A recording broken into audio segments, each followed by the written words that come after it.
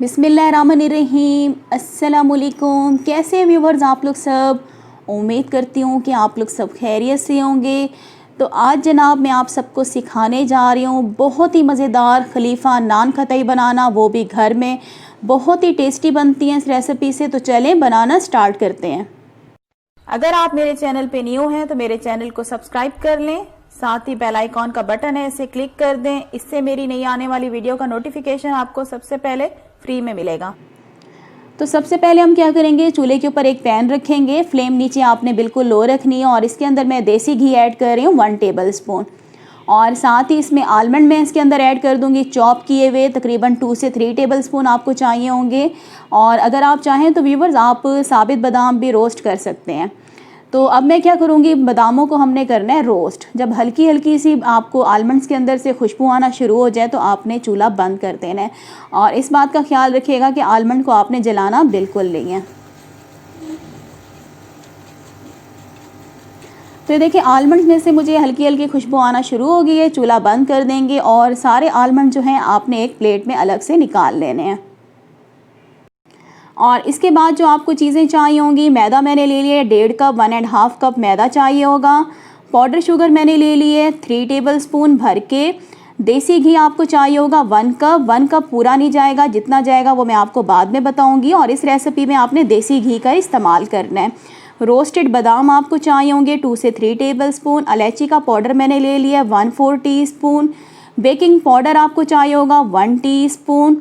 बारीक वाली सूजी मैंने ले ली है 2 टेबल स्पून। और बेसन आपको चाहिए होगा 2 टेबल स्पून। और अब आपने क्या करना है, जो हमारे पास मैदा है, मैदे को आपने एक दफ़ा छान लेना है आटे वाली छलनी से। और इसके अंदर ऐड कर देंगे हम सूजी, बेसन डालेंगे इसमें। और साथ ही मैंने इसके अंदर डाल दिया बेकिंग पाउडर 1 टीस्पून। और सारी चीज़ों को आपने क्या करना है, अच्छी तरह से आपस में मिक्स करना है। अच्छी तरह से मिक्स करने के बाद इसके अंदर हम इलायची का पाउडर ऐड कर देंगे 1/4 टीस्पून। पाउडर शुगर इसमें जाएगी 3 टेबल स्पून भर के। अच्छी तरह से मिक्स करेंगे। और अब मैं इसके अंदर रोस्टेड बादाम डाल दूंगी। चाहे तो आप इसके अंदर साबित बादाम भी रोस्ट करके डाल सकते हैं। और इसको मिक्स करेंगे। मिक्स करने के बाद इसमें मैं घी ऐड करूंगी। घी को आपने किस तरीके से यूज़ करना है, घी को आपने चूल्हे पे मेल्ट करना है। मेल्ट करने के बाद इसे रूम टेम्परेचर पे छोड़ देंगे जमने के लिए। जिस तरीके से आप देख रहे हैं इस तरीके से जब आपका जम जाए तो उसके बाद आप घी को यूज़ करेंगे। और घी इसके अंदर कितना जाएगा, आपने इतना घी इसमें डालना है जब तक ये मैदा जो है डो की शक्ल इख्तियार नहीं कर जाता। तो थोड़ा थोड़ा मैं इसमें घी डालती जाऊंगी और इसकी हमने क्या करनी है, डो बना लेनी है।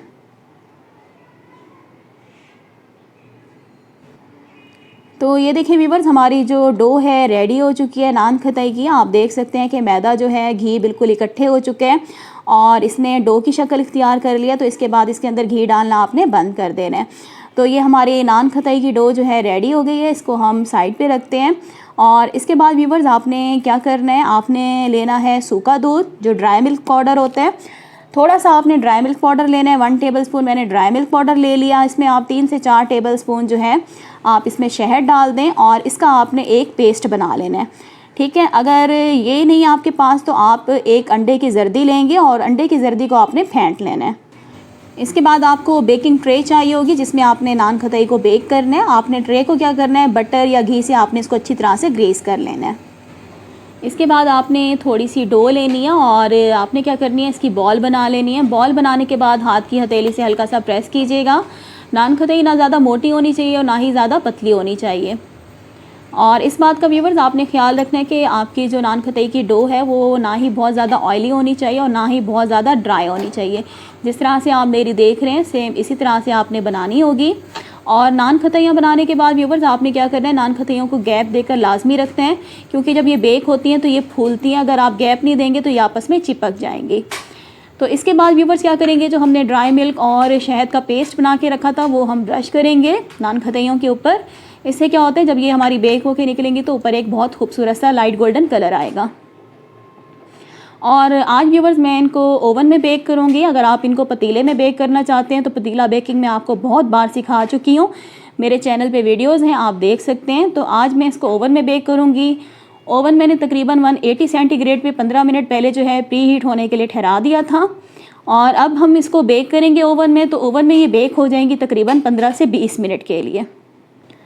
तो मैं इनको ओवन में रखती हूँ बेक होने के लिए और इसके बाद फिर मैं आपको जो है इनकी फ़ाइनल लुक दिखाती हूँ।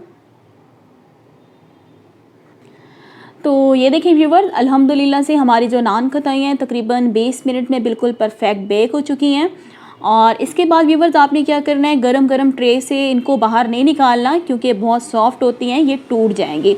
इसी ट्रे में आपने पहले इनको अच्छी तरह से ठंडा करना है। जब ये बिल्कुल ठंडी हो जाएं तो इसके बाद आपने क्या करना है, इसको एयर टाइट बॉक्स में भर के आप इसको 1 मंथ तक इसको यूज़ भी कर सकते हैं।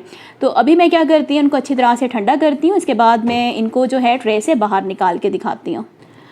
तो ये देखें नान खतैयाँ हमारी बिल्कुल ठंडी हो चुकी थी और इनको मैंने एक डिश में निकाल लिया। तो ये देखें व्यूवर्स, माशाल्लाह से कितनी परफेक्ट हमारी खलीफा नान खतैयाँ बन के रेडी हुई हैं। बहुत ज़्यादा मज़ेदार बनती हैं व्यूवर्स। आप इनको एयर टाइट बॉक्स में भर के आप इनको बाहर रूम टेम्परेचर पे 1 मंथ तक इनको यूज़ भी कर सकते हैं और ये बहुत टेस्टी बनती हैं। आपने लाजमी रेसिपी को ट्राई करना है। और अब मैं आपको इनको कट करके भी दिखाती हूँ।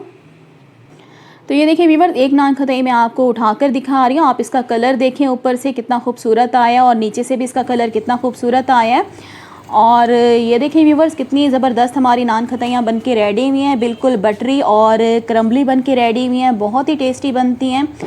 लाजमी रेसिपी को आप लोगों ने ट्राई करना है व्यूअर्स और मुझे कमेंट्स बॉक्स में आप लोग फ़ीडबैक लाजमी दिया करें। जब आप लोग मेरी रेसिपीज़ को ट्राई करते हैं तो मुझे बहुत अच्छा लगता है। तो उम्मीद करती हूँ कि आज की वीडियो आप लोगों को अच्छी लगी होगी। तो मेरी वीडियो को लाइक कर दें और अगर आपने मेरा चैनल सब्सक्राइब नहीं किया, चैनल को सब्सक्राइब कर दें। और मेरा एक दूसरा चैनल भी है व्लॉगिंग का, जिसका नाम है खिरत रोशनी व्लॉग, उसको भी जाके सब्सक्राइब कर दें। तो नेक्स्ट वीडियो के साथ इंशाल्लाह फिर हाजिर होंगी। Thanks for watching. अल्लाह हाफिज़।